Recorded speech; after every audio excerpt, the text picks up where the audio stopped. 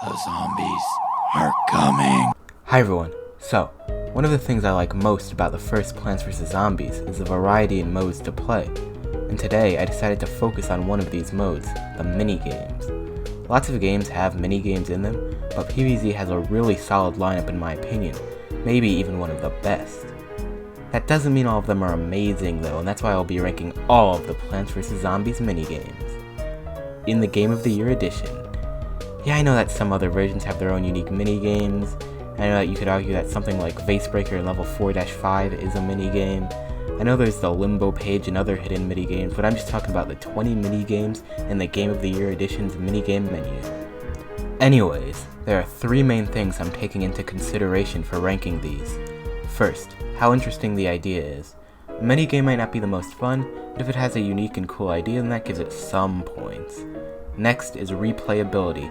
If it has things like randomization and different ways to win, meaning you can keep playing it for a different experience, then that's a plus. But the most important thing is how fun it is, because if it isn't fun, then what's the point? But now that we have established the ground rules, let's waste no time and get right into it. Number 20, Zombiquarium. Yeah, I have no doubt that this is the worst minigame in the entire game. Why? Well, there's not really anything interesting going on. All you do is feed the snorkel zombies when they get hungry, collect some sun, and maybe buy some new snorkel zombies every now and then. Now some people might say, well, it's based on an older PopCap game, Invisi-ghoul, so maybe it's just not your thing. But I love Invisi-ghoul, it's one of my favorite PopCap games. But that game is more than just feeding fish. You have to buy upgrades, fight aliens, use unique fish to earn money in different stages, select pets with special abilities that'll help you. This minigame is basically Invisi-ghoul without anything that makes Invisi-ghoul a fun game. It's dull, it's easy, it's way too big of a departure from the standard PvZ gameplay. But on the bright side, it can only get better from here. Number 19, Slot Machine. This one's not that interesting. I did mention that randomization is a good thing to improve replayability, but this does not use that to its advantage at all. There's only like 4 plants you can even get and barely any types of zombies, so because of that it's pretty much the same experience every time. And that experience is not an interesting one thanks to the fact that, like I mentioned, there's only basic plants and zombies, so it gets stale really quick. And I don't think luck-based mechanics are a very good idea anyways, so yeah, this one was kinda doomed from the start. Number 18, Seeing Stars. Like Slot Machine, this one suffers from being a standard level with basic zombies. The gimmick is that you have to throw tons of starfruits all over the board, which is kinda interesting the first time, since starfruit can deal more damage than you might expect. But after that, there isn't really any reason to return. I don't even have anything more to say, it's just a bland minigame. Number 17, Beghouled Twist. And here we have one like Zombiquarium, where the minigame acts as a reference to another game. But here at least it tries to combine the gameplay of the two games instead of just copying the gameplay of one's. The problem is, I don't think PvZ and Beghouled Twist are a very good match. I usually just opt to cheese my way through this minigame by just spam clicking all over the place. You know, I like to get it out of the way since it really isn't that fun. Number 16, Beghouled. Yeah, I'll be brief on this one since I don't have that much to say that I didn't just say when talking about Beghouled Twist. But I like this one slightly better since I prefer the traditional Bejeweled gameplay to what we see in Beghouled Twist.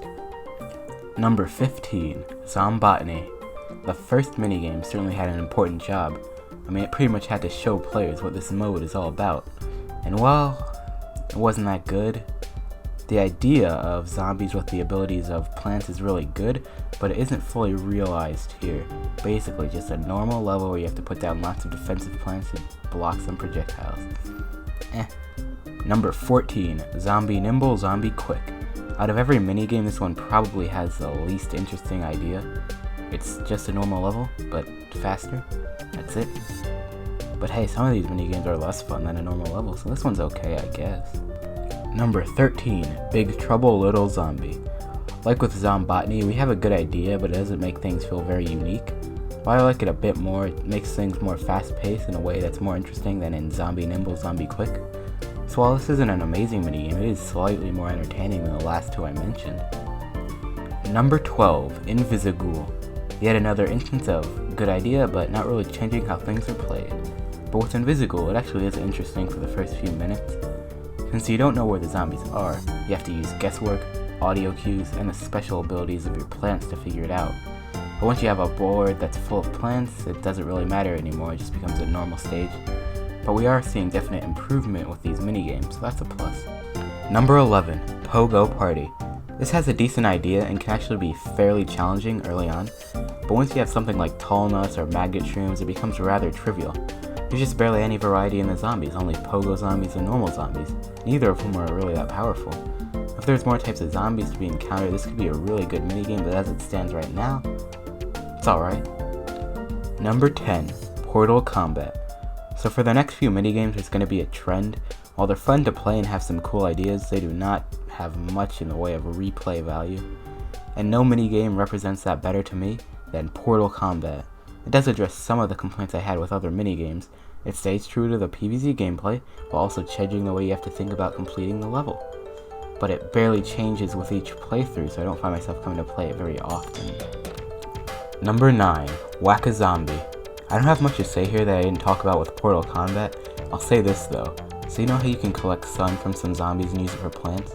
Well, I mean, there isn't much reason to use anything other than the Grave Buster. Like, who has ever used a potato mine in Whack-a-Zombie? Has anybody?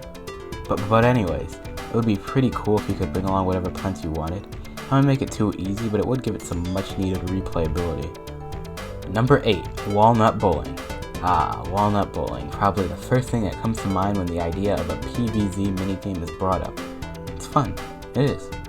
But there isn't really much to keep me coming back. This isn't helped by the fact that Walnut Bowling 2 exists and it's pretty much better in every way. But we'll talk about that later. Number 7, Dr. Zomboss's Revenge. If I was ranking these minigames based on how lazily they were made, then this would easily take number 1. I mean, it's literally the Zomboss fight but longer. So it isn't that interesting, but remember, I said the most important thing was how fun the minigames are, and well, Zomboss fight is fun, and it can't be accessed whenever you want since PvZ has no level select. So if I ever want to play it, and I occasionally do, this is what I have to play. Number 6, Walnut Bowling 2. See? I told you we would talk about Walnut Bowling 2 later. Well anyways, with more types of zombies and nuts, this is Walnut Bowling but with more variety. And because of that, the replay value is a bit better, so if I ever feel like playing some bowling, then I'll always choose this over the original. Number 5, Bobsled Bonanza. We're finally getting to the really good stuff. I talked about Pogo Party like half the video ago, and when I did, I said that it's just too easy because you have to only worry about Pogo zombies. But here you have Zombonis and Bobsleds to watch out for. Plus, with the added gimmick of there being ice on the lawn from the start, it's got a decently unique idea, but this minigame also has that thing I've been yearning for since the beginning of this video. Replayability. That's right, there's a bunch of strategies that you can use to beat this, meaning there's actually reasons to come back to it. And that's pretty good. Number 4, Zombotany 2. If you haven't been tuning me out this whole time, you'll remember how I said the idea of zombies with plant abilities is really good, but Zombotany didn't really do it justice. Well, the sequel fully redeems the idea. We've got tons of projectiles, abilities that can take out your plants in one hit, and zombies with tons of health, upping the difficulty. And just like in Bobsled Bonanza, there's no one way to beat it, so even if you win once, what's stopping you from trying it again with a new lineup of plants? Great minigame. Number 3, It's Raining Seeds. To kick off the top 3 we have It's Raining Seeds, the pinnacle of replayability. You have a chance to get nearly any plant, and there's tons of zombies you could encounter. That means each playthrough could be a completely different level from the last, and that's the main thing that makes it such a great level. Number 2, Column Like You See 'Em. This one is just so hectic.